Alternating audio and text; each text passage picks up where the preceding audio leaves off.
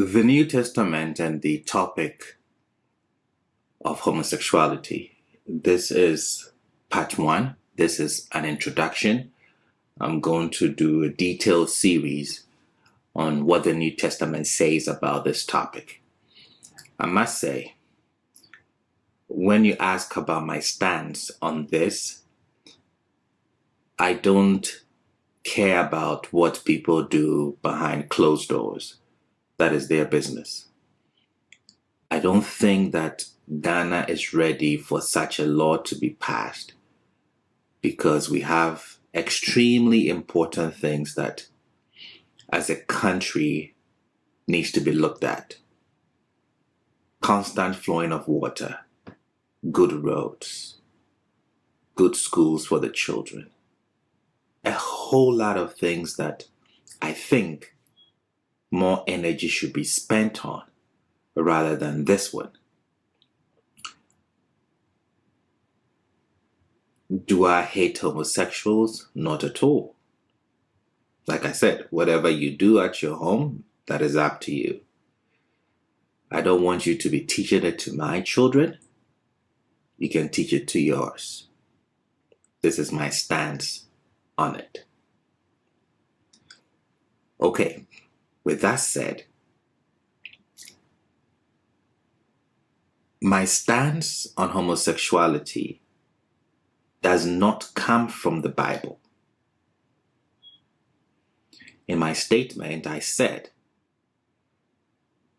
when the topic is discussed in Ghana, we should close the Bible and argue for or against from a cultural, traditional, and constitutional point of view, not the biblical text. One does not need the biblical text to debate for or against, or to argue for or against this in Ghana. Why is the biblical text problematic? That is why I want to talk about this. Most Christians don't subscribe to the Old Testament. Ghana is a Christian nation. So I would hang my hat on the Christian book. When we are done, we will visit the Torah and look at the two prohibitions that occur in what we call the Holiness Code.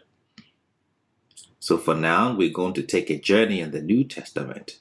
Today is just an introduction. I would lay the foundation and then I will build on it.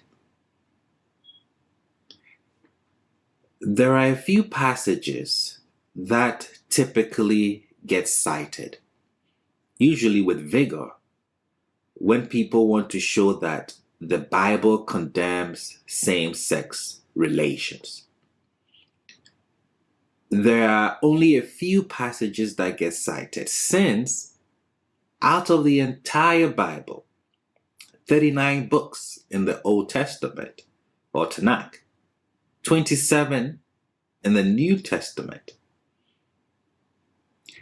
there are in fact very few that appear to relate to the matter directly.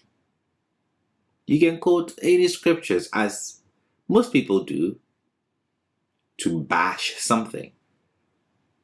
But the fact is that when it comes to this topic, very few passages appear to relate to the matter directly. Virtually all of the passages that do seem to deal with the issue directly don't mean what people think they mean. There are passages in the New Testament that in many English translations condemn homosexuality. We'll look at these translations in part 1 or part 2. This is just an introduction. There are passages in the New Testament that in many English translations condemn homosexuality. It is listed as one of those sins, for example, that will keep someone from entering the kingdom of God. We see this in 1 Corinthians 6:9. But there are some issues. I can mention two problems. There actually was not a Greek word for our term homosexuality. There actually was not a Greek word, I repeat it, for our term homosexuality. So what happens is that the English word that is used is a translator's guess at what the Greek word is meant to signify. Number two, what was it that was being condemned? Let's tackle number one. Why was there not a Greek word for homosexuality? The reason there was not a Greek word for homosexuality is that there was no ancient concept of homosexuality. Not only that, but there was also no ancient concept of sexuality. In our world today, such ideas are common sense. But for ancient people, they would have been just nonsense. Our modern notions of sexuality are completely modern inventions. That we each have a sexual, or we each have a sense of sexual orientation would have made no sense to ancient people.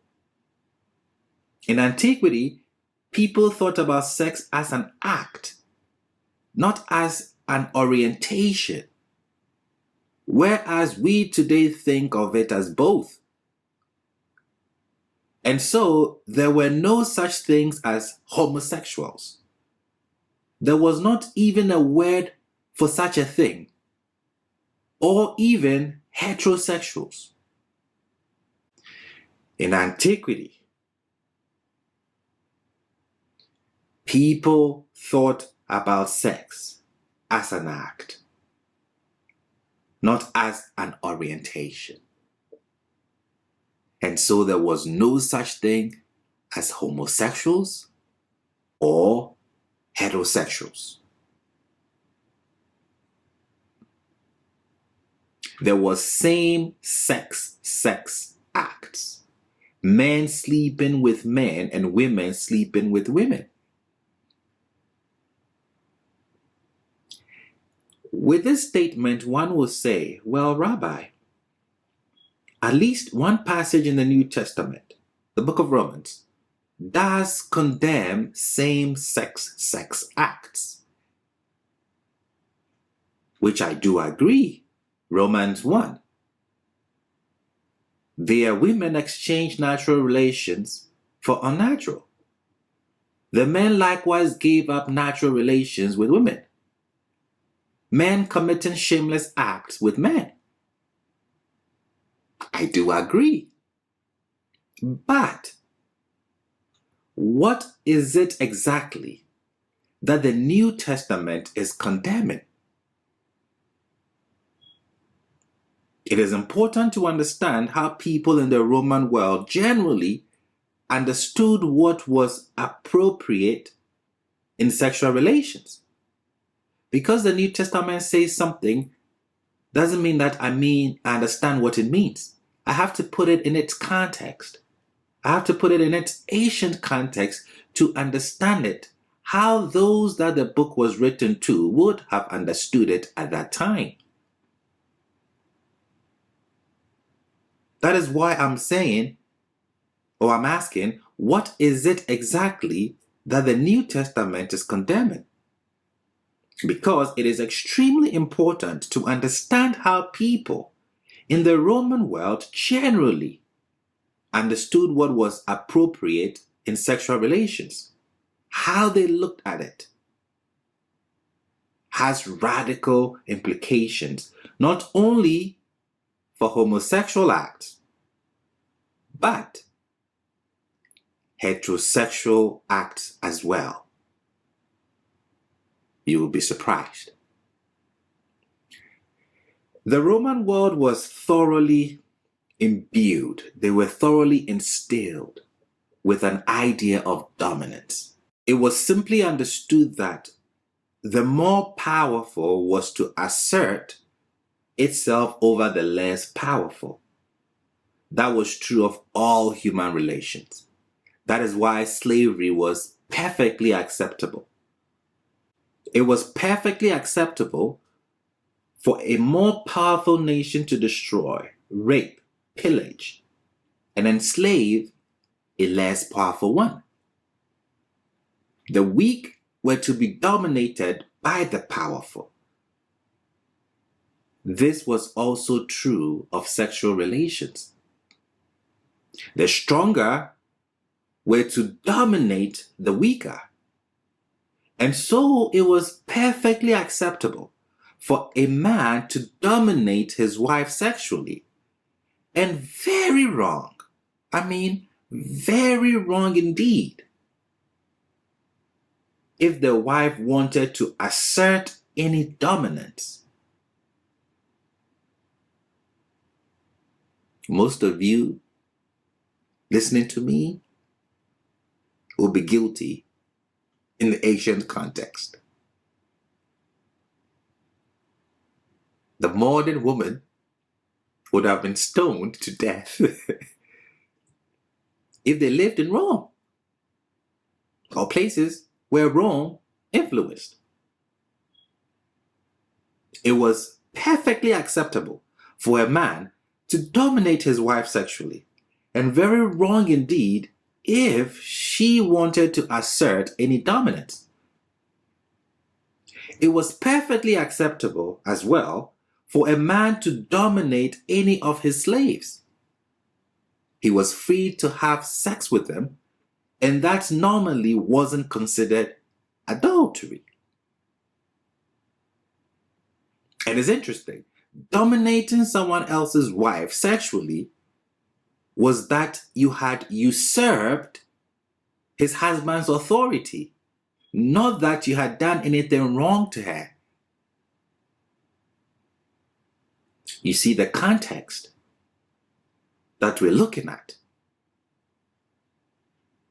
If a man has sex with a man, in the Roman context, in the ancient sources, in the ancient world, Rome, then the dominating partner is not condemned in ancient sources. I'll repeat that again. If a man has sex with a man, then the dominating partner is not condemned in ancient sources. He has done the right thing. He has done what? Dominated. You wouldn't agree today. I hope you don't. It's the person who is dominated, that is, the man who is penetrated. It is he who has acted as a subservient when he is to be dominant. He's acted like a woman, and so he is the one that is condemned for not being dominant. So lots of the ancient texts condemn only one partner of the same sex act for being weak and dominated. Or in the case of women, the woman is condemned for acting like a man when she is actually only a woman. For dominating his husband in bed, she's condemned for it. You see the context, you see the idea, completely different from ours today.